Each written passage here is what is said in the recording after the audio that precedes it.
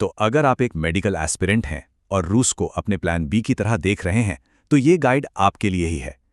आज हम हर चीज को बारीकी से समझेंगे, क्या अच्छा है, क्या बुरा है, और सबसे जरूरी, सक्सेस का रास्ता क्या है। ये वो सवाल है जो सिर्फ आपके नहीं, बल्कि नीट की तैयारी करने वाले हजारों स्टूडेंट्स और उनके पेरेंट्स के मन में आता है। तो चलिए, आज मिलके इसका जवाब ढूंढते हैं और देखते हैं कि ये रास्ता आपकी मंजिल तक जाता भी है या नहीं। आज की हमारी बातचीत कुछ इस तरह आगे बढ़ेगी। सबसे पहले समझेंगे कि इंडिया से बाहर देखने की जरूरत ही क्यों पड़ती है। फिर रूस के ऑप्शन का एक रियलिटी चेक करेंगे। उसके बाद सही यूनिवर्सिटी चुनने की चेकलिस्ट देखेंगे। और फिर बात करेंगे सबसे बड़ी चुनौती यानी नेक्स्ट एग्जाम की। और आखिर में आपके हाथ में होगा एक क्लियर कट रोड मैप। तो चलिए शुरू करते हैं एकदम बेसिक सवाल से। आखिर भारतीय स्टूडेंट्स को मेडिकल की पढ़ाई के लिए विदेश का रुख करना ही क्यों पड़ता है? देखिए, बात सीधी सी है। इंडिया में एक एक मेडिकल सीट के लिए जबरदस्त मारामारी है। सरकारी कॉलेज में एडमिशन मिलना बहुत मुश्किल है और प्राइवेट कॉलेजों की फीस वो तो करोड़ों में है। यही वो सबसे बड़ी वजह है जो स्टूडेंट्स को दूसरे देशों की तरफ देखने पर मजबूर कर देती है। तो जब बाहर के ऑप्शंस की बात आती है, तो एक नाम जो सालों से चला आ रहा है वो है रूस। ये एक पॉपुलर चॉइस रही है, लेकिन कोई भी फैसला लेने से पहले इसकी हकीकत को जानना बहुत जरूरी है। तो चलिए एकदम ईमानदारी से इसके फायदे और नुकसान दोनों को देखते हैं। फायदों की बात करें तो सबसे बड़ा प्लस पॉइंट है कम खर्चा, जो इंडियन प्राइवेट कॉलेज के मुकाबले कुछ भी नहीं है। डिग्री को वर्ल्ड वाइड मान्यता मिली है और कोई डोनेशन वाला चक्कर नहीं है। लेकिन सिक्के का दूसरा पहलू भी है और वो ज्यादा गंभीर है।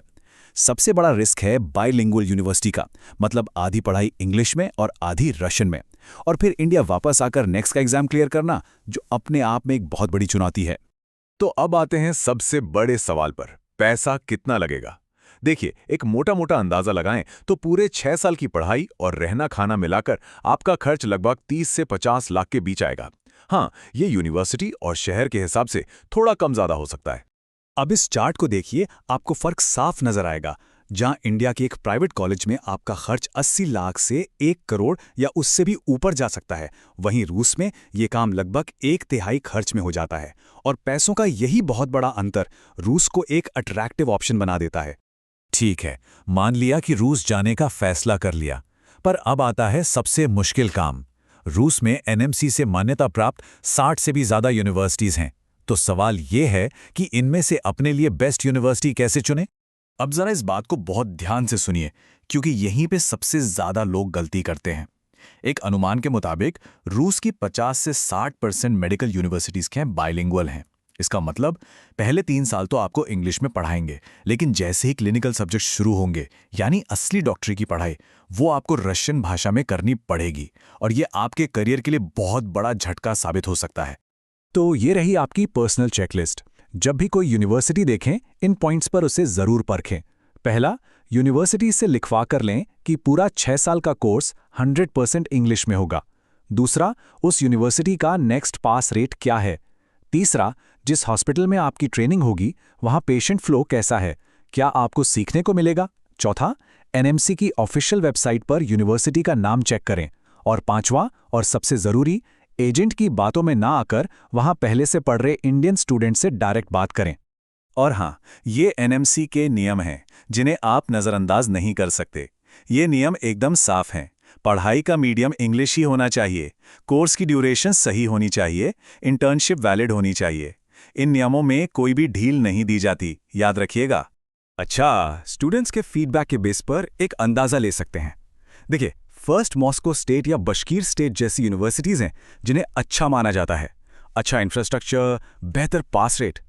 वहीं दूसरी तरफ निजनी नोवोगोरोड या मारी स्टेट जैसी यूनिवर्सिटीज हैं जिनके बारे में अक्सर बाइलिंगुअल होने की शिकायतें आती हैं। और कुछ यूनिवर्सिटीज जैसे रोस्टोव स्टेट बहुत अच्छी हैं, लेकिन वहां इंडियन स्टूडेंट्स के लिए सीटें ना के बराबर होती हैं, तो उन्हें अपना मेन ऑप्शन बनाना रिस्की हो सकता है। चलिए, मान लीजिए आपने एक अच्छी यूनिवर्सिटी भी चुन ली, तो क्या काम खत्म? जी नहीं। असली लड़ाई, असली चुनौती तो इंडिया वापस आने के बाद शुरू होती है, और उसका नाम है नेक्स्ट एग्जाम। तो ये नेक्स्ट है क्या? सिंपल भाषा में समझें तो ये भारत में डॉक्टरी करने का लाइसेंसिंग एग्जाम है, जो आप सबके लिए ज़रूरी है, चाहे आप इंडिया से पढ़ें या विदेश से। इसके 2 स्टेप्स हैं, नेक्स्ट 1 जो एक थ्योरी एग्जाम होगा और नेक्स्ट 2 जो आपकी प्रैक्टिकल स्किल्स को टेस्ट करेगा। और यहीं पर सारा खेल बदल जाता है। नेक्स्ट रट्टा मारने वालों का एग्जाम नहीं है, ये आपकी क्लिनिकल समझ और प्रॉब्लम सॉल्विंग स्किल्स को परखता है। मतलब आपने असल में मरीजों पर कितना काम किया है, ये मैटर करेगा। इसीलिए रूस में आपकी क्लिनिकल ट्रेनिंग की क्वालिटी सीधे सीधे आपके नेक्स्ट के रिजल्ट को तय करेगी। तो सवाल यह है कि हजारों किलोमीटर दूर बैठकर इसकी तैयारी हो कैसे सकती है? बिल्कुल हो सकती है, अगर आप ये 4 स्टेप्स फॉलो करें। पहला, एक डिसिप्लिन टाइम टेबल बनाएं। दूसरा, प्रेप लैडर और मैरो जैसे इंडियन ऑनलाइन प्लेटफॉर्म्स का सब्सक्रिप्शन पहले दिन से ले लें। तीसरा, पीएसएम और इंडियन फार्मा जैसे सब्जेक्ट्स पर खास ध्यान दें। और चौथा, टाइम मैनेजमेंट के लिए लगातार मॉक टेस्ट देते रहें।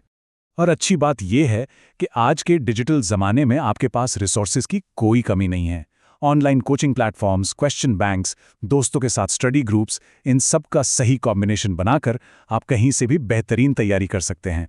तो हमने प्रॉब्लम समझी, ऑप्शन को परखा और चैलेंज से निपटने का तरीका भी देखा। अब इन सब को जोड़कर एक फाइनल प्रैक्टिकल रोड मैप बनाते हैं, जो आपको फैसला लेने में मदद करेगा। तो एडमिशन का पूरा प्रोसेस चलता कैसे है? एक टिपिकल टाइमलाइन कुछ ऐसी दिखती है। प्रोसेस आमतौर पर अप्रैल-जून में रजिस्ट्रेशन के साथ शुरू होता है और सितंबर-अक्टूबर में आपके रूस जाने के साथ आगे बढ़ता है। इसीलिए प्लानिंग पहले से करना बहुत ज़रूरी है, ताकि कोई भी डेडलाइन छूट न जाए। तो बैग पैक करने से पहले ये आपकी फाइनल सब कुछ ठीक है वाली चेकलिस्ट है। एक एक पॉइंट को टिक कर लेना। क्या आप एलिजिबल हैं? क्या सारे डॉक्यूमेंट्स तैयार हैं? क्या यूनिवर्सिटी एनएमसी की लिस्ट में है? सबसे ज़रूरी, क्या आपके पास रिटन प्रूफ है कि पढ़ाई पूरी इंग्लिश में होगी?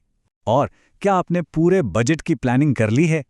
तो बात साफ है, रूस से एमबीबीएस एक ऑप्शन ज़रूर है, पर ये कोई शॉर्टकट या आसान रास्ता बिल्कुल नहीं है।